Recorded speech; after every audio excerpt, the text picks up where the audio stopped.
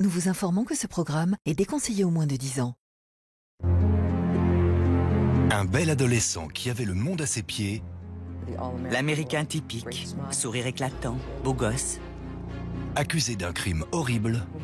Il m'a dit, si tu en parles à quelqu'un, je te tue. Et protégé par ses parents, persuadé que leur fils est inoffensif. Alex a été très courageux de faire ce qu'il a fait. Il a fui la justice et s'est caché habilement. Le monde est vaste, on peut aller n'importe où. Une riche famille peut-elle indéfiniment aider son fils fugitif à échapper à la justice? Découvrons-le tout de suite dans Crime en haute société.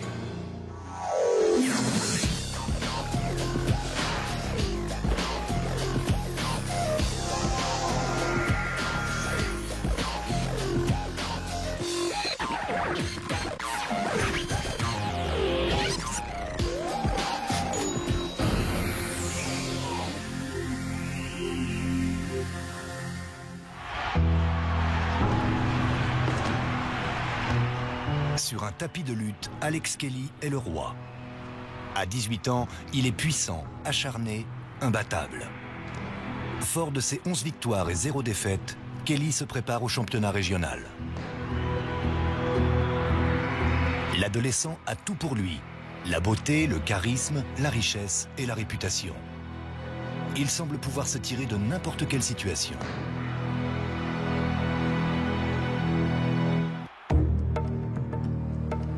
Le matin du 14 février 1986, 2 policiers de Darien interceptent Kelly alors qu'il se rend à sa rencontre de lutte et l'arrêtent pour viol.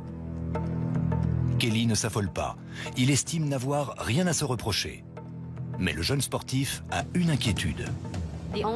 La seule chose qu'il a demandé aux policiers était s'il allait sortir à temps pour son combat. Alex Kelly a été élevé dans l'idée qu'il pouvait obtenir ce qu'il voulait, que ce soit une victoire sur un tapis de lutte ou les faveurs d'une fille. Il faudra 8 ans et une chasse à l'homme internationale pour qu'il comprenne qu'il y a des limites, même quand on appartient à la jet set. La police de Darien en sait de plus en plus sur Kelly.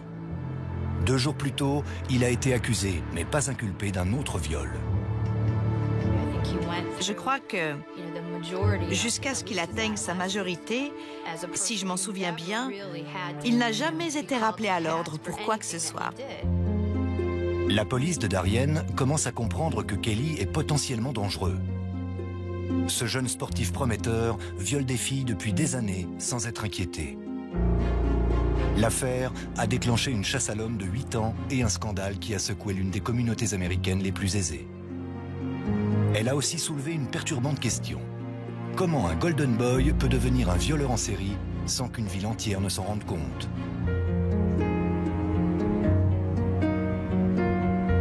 Darien, dans le Connecticut, est l'une des villes les plus cossues des États-Unis.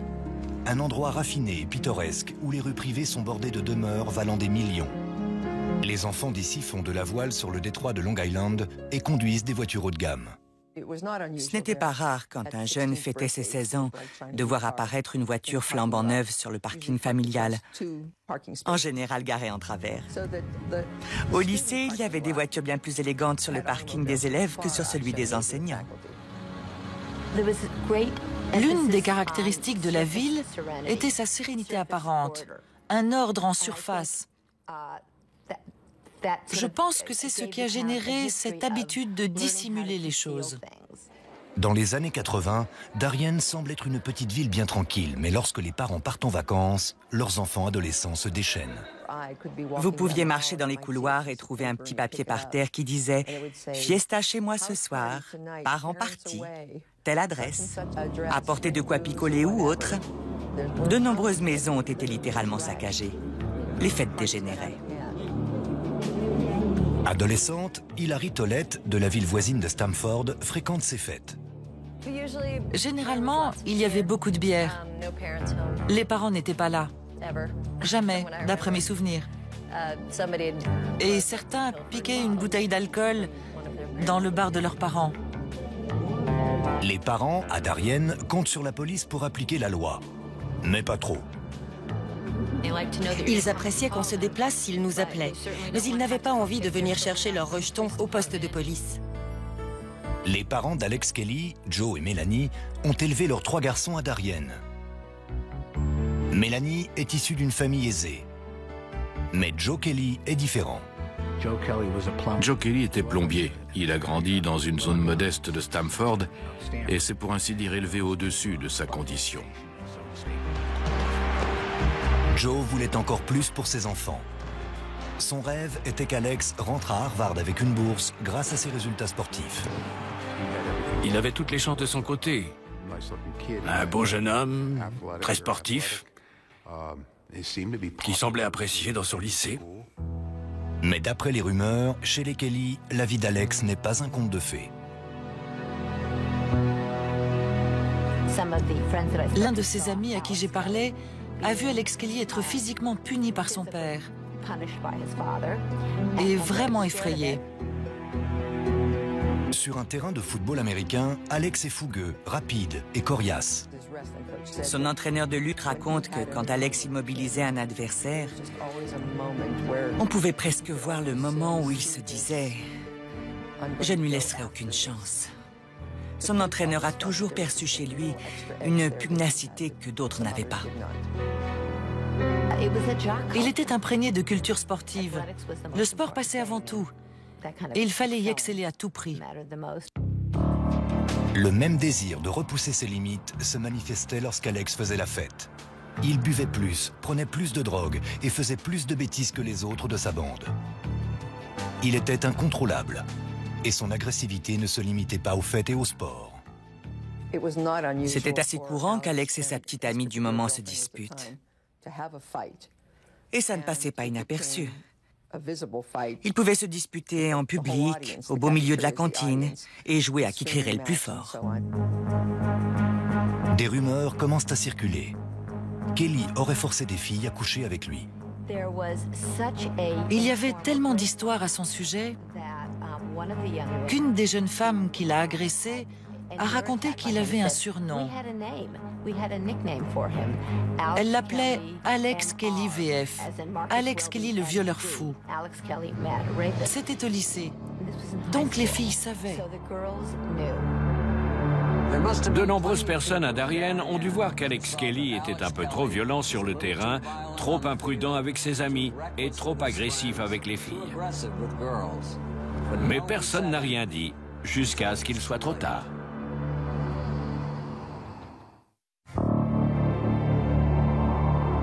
Alex Kelly a intégré le lycée de Darien à 14 ans en tant que jeune prodige du football, connu pour sa férocité sur le terrain. Le genre de jeune sportif qui devient vite la coqueluche des lycéennes. Mais des rumeurs se répandent. L'agressivité de Kelly peut aussi exploser hors du terrain. Et d'après certains de ses camarades de classe, le jeune homme fume du hashish et prend de la cocaïne. Alex Kelly était un gosse de riche devenu incontrôlable, choyé par ses parents et plébiscité par ses semblables. Mais il allait bientôt franchir la ligne qui distingue le jeune homme turbulent du criminel. Alex Kelly et ses amis ne peuvent pas demander à leurs parents de payer pour leur drogue. Alors, dès la 2e année du lycée, ils commencent à cambrioler les maisons cossues du voisinage. Par une sorte de réseau, ils étaient au courant de qui allait s'absenter de sa maison. Ils entraient, prenaient par exemple tous les objets en argent, ressortaient et allaient revendre ça en ville en un rien de temps. Alex et ses amis ont volé l'équivalent de 100 000 $ en objets de valeur sur une période de 6 mois. Mais la police de Darien n'a pas mis longtemps à remonter la piste et à l'identifier. Il a été arrêté en compagnie de sa petite amie et de plusieurs copains. Et ils ont tous été soumis à la procédure. Les parents d'Alex ont pris un avocat et ils ont tout fait pour utiliser le système en leur faveur. Les Kelly passent un accord. Ils rembourseront leurs voisins pour les biens volés si la peine d'Alex est réduite. Depuis le début, les parents d'Alex ont très clairement cherché à arranger les choses à leur façon, à ignorer les comportements de leur fils, à minimiser les faits, à prétendre qu'il ne s'était rien passé, à mettre la poussière sous le tapis. Quelqu'un comme Joe Kelly reprochait aux familles de grands entrepreneurs de dorloter et de gâter leurs enfants. Mais son attitude vis-à-vis de son fils, quand Alex a connu ses premiers déboires, a été exactement du même ordre. Joe et Mélanie ont évité la prison à leur fils assez longtemps pour que celui-ci profite de son été. Mais à la rentrée de septembre 1984, au lieu de reprendre le chemin du lycée, Alex est placé en centre de détention pour mineurs. Il y reste 2 mois, le temps pour ses parents de convaincre le juge de le transférer dans un centre de désintoxication. Aujourd'hui encore, si on leur parle de l'affaire des cambriolages commis par Alex, ils rétorquent qu'il a été placé en désintoxication. Quand Alex retourne au lycée de Darien à l'automne suivant, il rencontre Amy Molitor. Amy est ce que les élèves du lycée appellent une muffie. Une blonde BCBG, gentille fille. Alex et Amy deviennent vite inséparables et la jeune fille semble apaiser les démons d'Alex.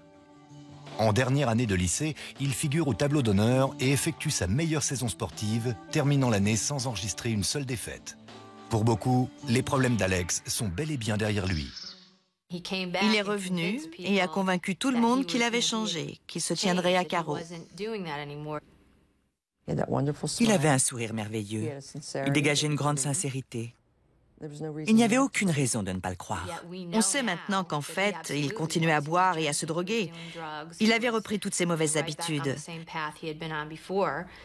Mais entre-temps, il avait appris à jouer de son apparence pour tromper son monde. Pendant l'hiver de sa dernière année de lycée, un soir, Alex raccompagne une fille de Darien après une fête.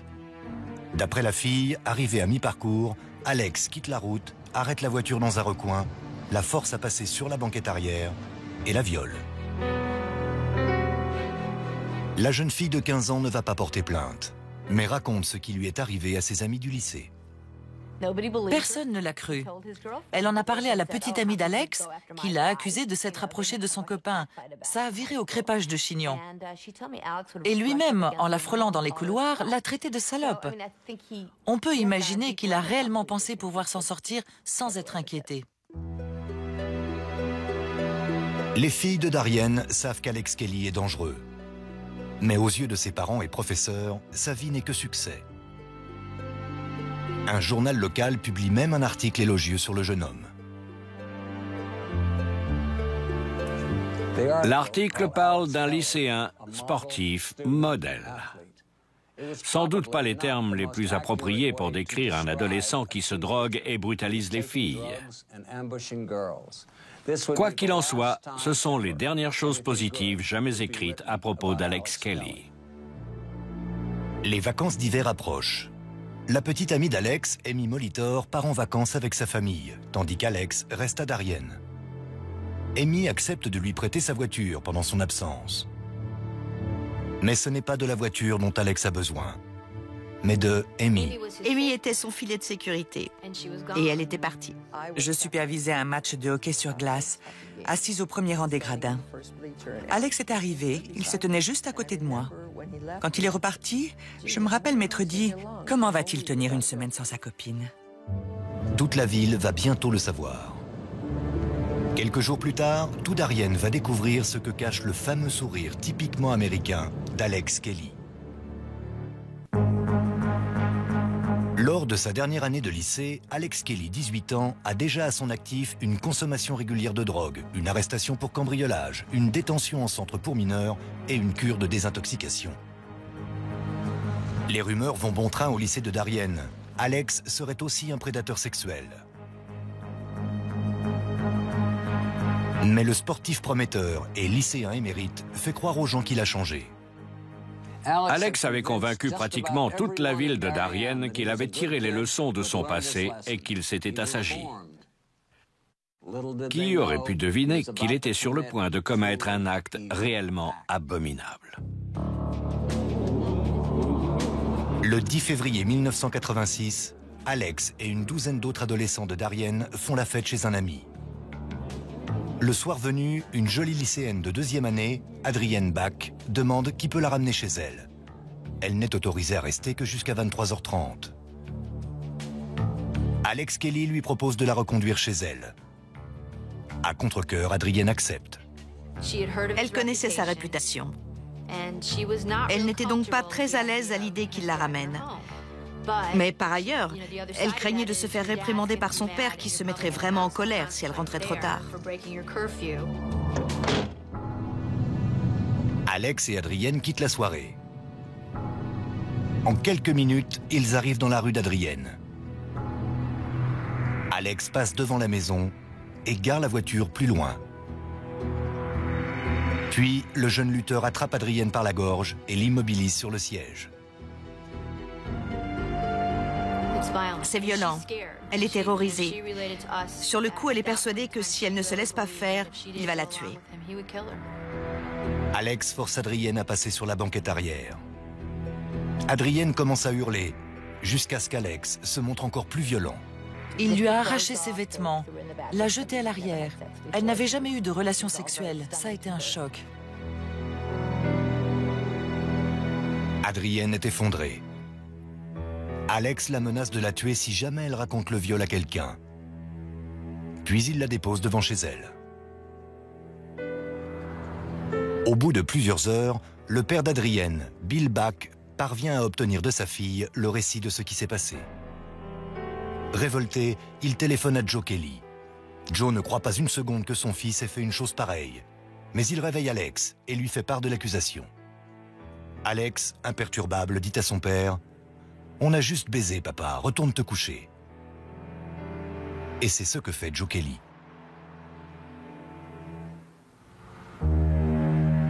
Le lendemain, malgré ses réticences, Adrienne Bach, accompagnée de sa famille, va porter plainte pour viol à la police de Darien.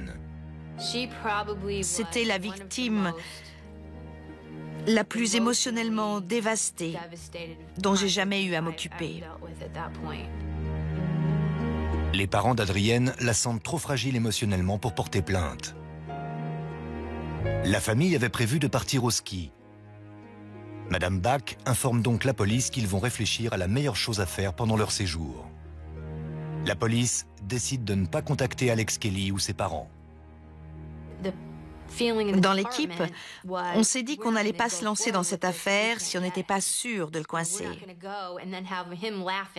On ne pouvait pas prendre le risque qu'il nous rit au nez, et c'était bien le genre à faire ça. 2 jours plus tard, le 13 février, Alex Kelly se rend à une autre soirée. Hilary Tollett, 17 ans, est là aussi. Je me souviens qu'il préparait des shots de tequila, appuyé sur le comptoir de la cuisine, et il engageait la conversation. Plus tard, Hilary, qui est sortie fumer, demande si elle peut finir sa cigarette dans le véhicule d'Alex Kelly. À peine est-elle montée qu'il démarre. Je lui ai dit que je n'avais pas besoin d'être ramenée, qu'il pouvait s'arrêter. J'allais descendre. Mais il a simplement accéléré. Je lui ai demandé où il allait et ce qu'il faisait. Et il m'a donné l'impression de savoir exactement où il allait. Il emmène Hilary sur le parking d'un country club huppé, non loin du domicile de la famille Kelly. Il a arrêté la voiture et a commencé à me faire des avances, à se pencher pour essayer de m'embrasser. J'étais plutôt affolée parce que je ne maîtrisais plus du tout ce qui se passait. J'imaginais bien que les choses n'allaient pas aller en s'arrangeant. Il m'a forcé à l'embrasser, puis il m'a obligée à me mettre à l'arrière du véhicule. Et il m'a violée et sodomisée. Quand tout est fini, Alex reconduit Hilary à la fête. Il m'a dit « Si tu en parles à quelqu'un, je te tue ». Mais à peine sorti de la voiture, Hilary se précipite dans la voiture d'une amie et lui raconte ce qu'Alex lui a fait. Je ressentais une telle colère après ce qui était arrivé qu'à mesure que je le racontais, j'ai compris que ça ne serait pas la dernière fois que je le raconterais.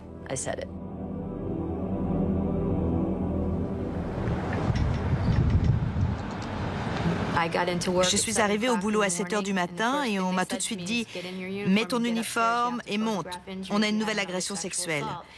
Moi, pour plaisanter, j'ai dit « Ne me dites pas que c'est ». Et ils ont juste hoché la tête. J'étais abasourdie qu'il ait eu l'audace de recommencer. Mais si. Les policiers déploient alors une série de portraits pour qu'Hilary puisse identifier son agresseur. Dès qu'ils m'ont montré la photo d'Alex, je l'ai désigné. Et j'ai senti des regards entendus tout autour de moi. Bien que perturbée, Hilary dépose plainte. Pour la première fois, quelqu'un a le courage d'accuser Alex Kelly. La vie du Golden Boy de Darien va bientôt changer. Le 14 février 1986, Alex Kelly est arrêté alors qu'il se rend à un championnat de lutte.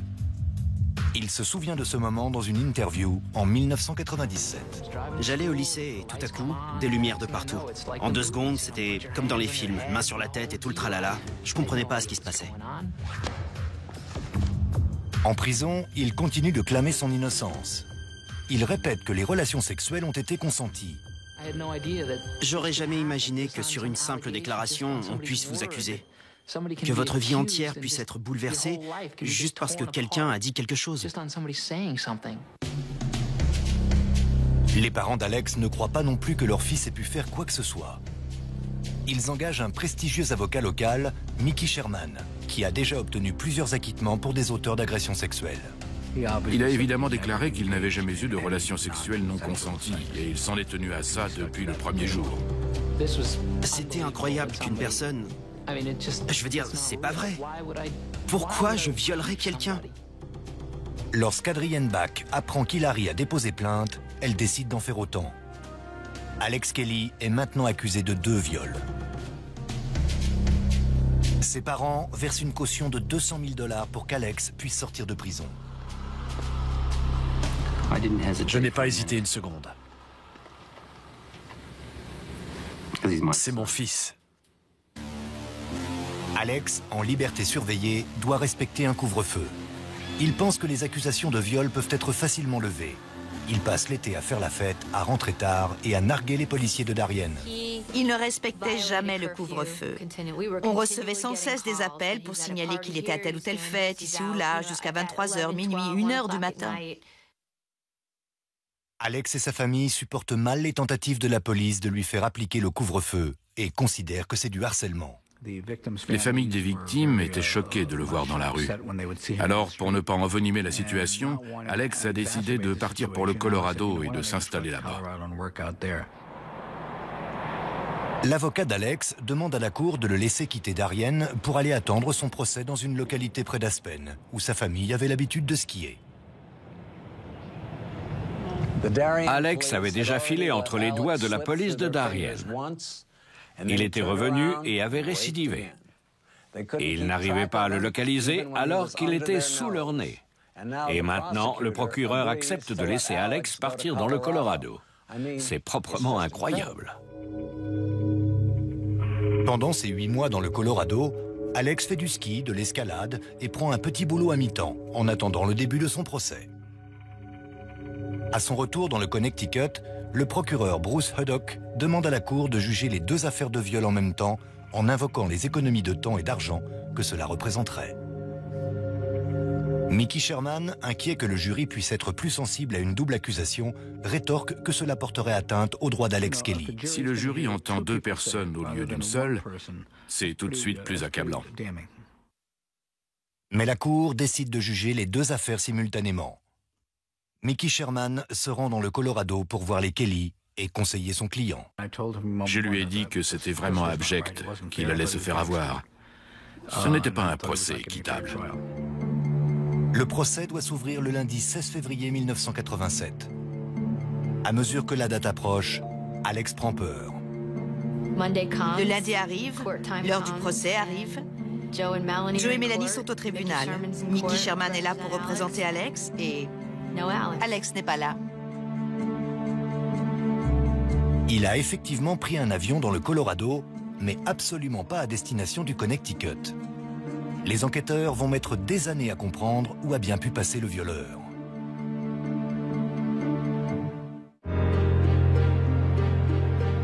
En février 1987, Il semble qu'Alex Kelly va enfin recevoir ce qu'il mérite dans un tribunal du Connecticut. Le jeune sportif est accusé d'agression sexuelle sur 2 jeunes filles. Une bourgade paisible, un garçon arrogant, des parents fortunés. La presse se délecte de cette histoire. À l'ouverture du procès, la salle est comble. Tout le monde est là, sauf Alex Kelly. Le juge a demandé où était Alex. Je lui ai dit que je lui avais parlé peu de temps auparavant, qu'il avait l'air paniqué. Ça expliquait peut-être son absence. Dès que j'ai entendu qu'il ne le trouvait pas, je me suis dit, c'est fini, il est parti. Je me doutais bien qu'il ne l'avait pas perdu aux toilettes. Il avait dû prendre la tangente et partir loin. Les parents d'Alex sont les derniers à lui avoir parlé. Ils affirment ne pas savoir où se trouve leur fils. Mais la police n'en croit pas un mot. Il a dit à des amis dans le Colorado que sa mère lui avait donné $10 000. Au bout d'un moment, on s'est dit qu'il avait quitté le pays. Tout se superposait, les choses s'enchaînaient très vite. J'étais terrifié, j'avais peur. J'ai fui. Au début, Alex zigzague à travers l'Europe par peur d'être pris. Mais il n'a aucune raison de s'inquiéter. La personne qui lui assure son argent de poche est prête à débourser bien plus que la modeste prime de la police de Darien. On n'avait jamais connu de cas d'évasion, avec la possibilité d'un départ pour l'étranger et un fort soutien financier. Les semaines puis les mois passent. Personne ne trouve Alex Kelly. Interpol et le FBI se joignent aux recherches, mais il échappe à tout le monde. Le monde est vaste, on peut aller n'importe où. Alex Kelly se rend compte qu'il peut naviguer librement à travers l'Europe en vacances perpétuelles en s'offrant les plus belles pistes de ski. Et comme au lycée, il rencontre une ravissante blonde, une Suédoise, Elisabeth Janssen. Alex évite la capture plusieurs fois, y compris quand il rencontre des gens qui le reconnaissent. Je suis tombé sur des gens qui m'ont dit « Mais vous êtes Alex Kelly ?» Alors je répondais « Nei ». Je répondais dans une autre langue, je détournais la conversation. Je ne comprends pas. Et je tournais les talons. Il vivait en France en hiver. Il y faisait du ski, de l'escalade et du parachutisme ascensionnel. Et il passait l'été en Suède, sur une magnifique petite île près de la côte. Je dois dire que ça ne me déplairait pas des vacances pareilles. Et tandis qu'Alex Kelly mène grand train en Europe, ses victimes sont obligées d'admettre qu'il s'en est peut-être sorti. Pour que ma vie continue de façon à peu près normale, j'ai dû en partie lâcher prise. Hilary déménage plus à l'ouest, essayant d'oublier ce viol. Mais tous les 2 ou 3 mois, elle reçoit un appel de la police de Darien qui la tient au courant de l'affaire. Je finissais par perdre espoir. Je leur disais, si un jour vous le trouvez, appelez-moi. Vous savez où me joindre. Les gens de Darien apportent tout leur soutien au Kelly, le couple qui a apparemment perdu son fils. J'étais désolée pour sa famille. Je pensais qu'ils ne savaient pas plus que quiconque où se trouvait leur fils. Mais les Kelly savent parfaitement où est Alex. Joe et Mélanie financent sa vie en sous-main. Ils lui envoient régulièrement de l'argent et le retrouvent même en Europe pour des vacances secrètes au ski. On ne peut pas vraiment parler d'une vie de fugitif.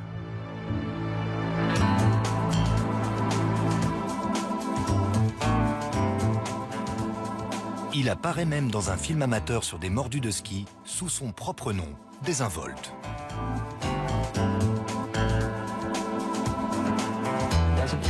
On a tous forcément une activité quelconque, une vie. J'allais pas rester caché dans un placard. Le fait que personne ne le retrouve était absurde. Il menait la grande vie. Mais la chance d'Alex Kelly va bientôt tourner. En 1991, le FBI engage un nouvel homme sur cette affaire, l'agent Ralph DiFonso, qui a l'intuition que les parents d'Alex financent la vie de fugitif de leur fils. Les gens qui ont de l'argent sont un peu plus difficiles à trouver. Dans le cas d'Alex Kelly, c'était comme si la terre l'avait avalé. L'agent DiFonso, spécialisé dans la recherche de fugitifs, est bien décidé à réussir là où tout le monde a échoué. L'agent DiFonso du FBI était très appliqué, très déterminé. Tôt le matin du 18 juillet 1994, il fait une perquisition dans la maison des Kelly. Je n'avais jamais fait ça dans une enquête pour retrouver un fugitif. Un mandat de perquisition pour trouver des objets. Des lettres, des passeports, des billets, ce genre de choses. Habituellement, c'est quand on cherche un corps. À peine entrés, les agents trouvent une preuve que les Kelly savent où se cache Alex. Une lettre dans le sac de Mélanie, adressée à la petite amie de leur fils en Suède. L'agent DiFonso a trouvé l'élément qui le mènera à Alex Kelly. Cette enveloppe et cette adresse étaient les premiers éléments exploitables depuis 10 ans. Je suis sorti de la maison, je suis allé à la police de Darien et j'ai passé des coups de fil.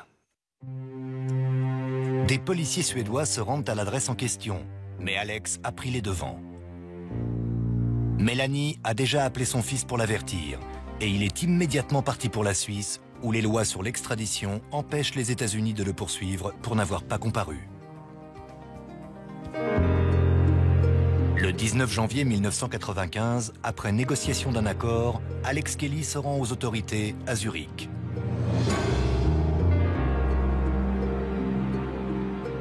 L'adolescent qui a fui le pays 8 ans auparavant est finalement reconduit aux États-Unis le 4 mai. Le jeune homme de 27 ans est accueilli par les médias du monde entier.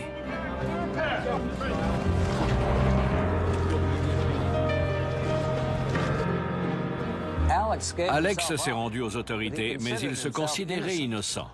Avec l'argent de ses parents, il allait essayer de s'en tirer à bon compte. En mai 1995, la longue odyssée européenne d'Alex Kelly s'achève, alors qu'il rentre à Darien pour faire face à la justice. Sa ville natale, autrefois compréhensive, le voit maintenant sous un nouveau jour. Quand j'ai appris à quoi il avait consacré tout ce temps, s'amusant dans des stations de ski, je n'en revenais pas. Et j'avais une impression de dégoût. Joe et Mélanie engagent une star du barreau de New York, Thomas Puccio, pour défendre Alex. Puccio a obtenu l'acquittement du célèbre aristocrate Klaus von Bülow, accusé de tentative de meurtre sur sa femme Sonny, dont il était l'héritier.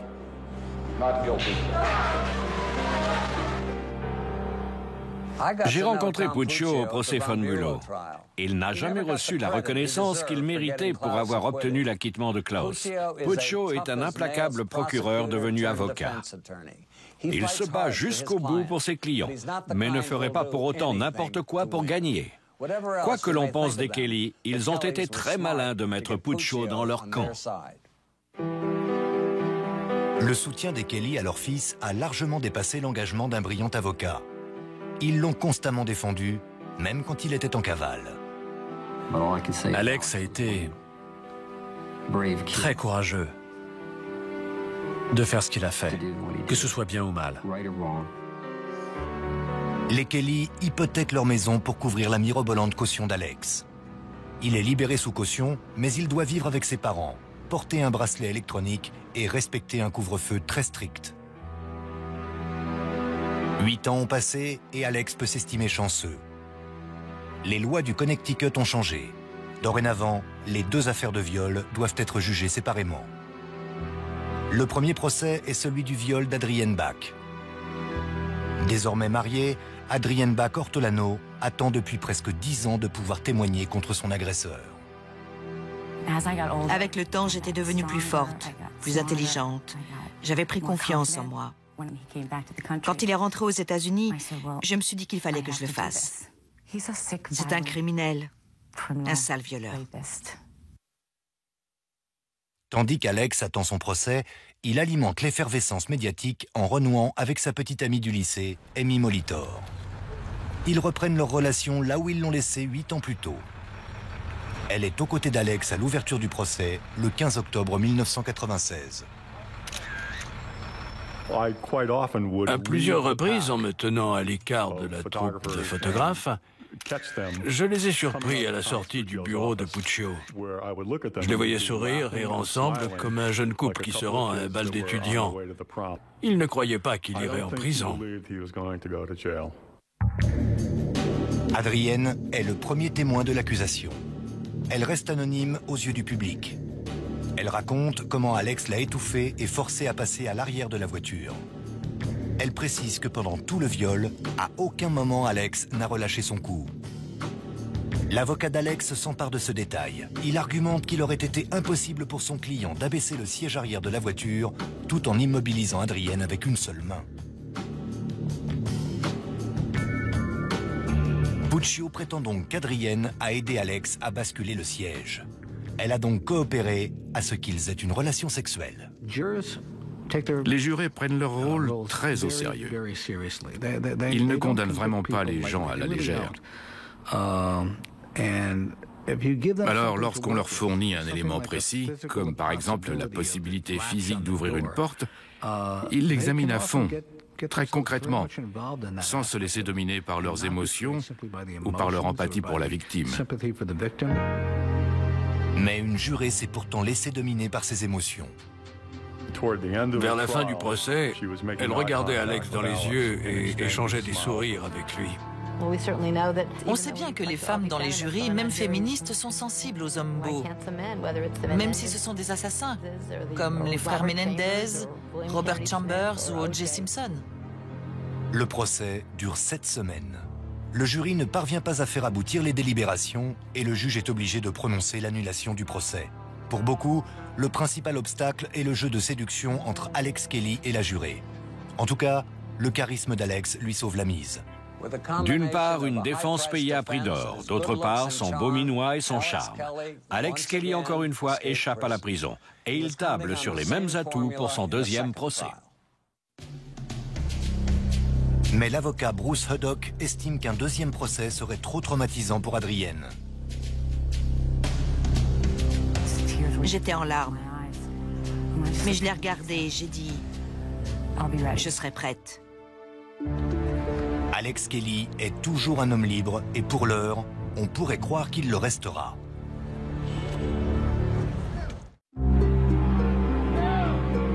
En novembre 1996, à l'issue du procès longtemps attendu d'Alex Kelly pour le viol d'Adrienne Bach, le jury est dans l'impasse. 5 mois plus tard, Alex Kelly revient au tribunal de Stamford, Connecticut, pour un nouveau procès.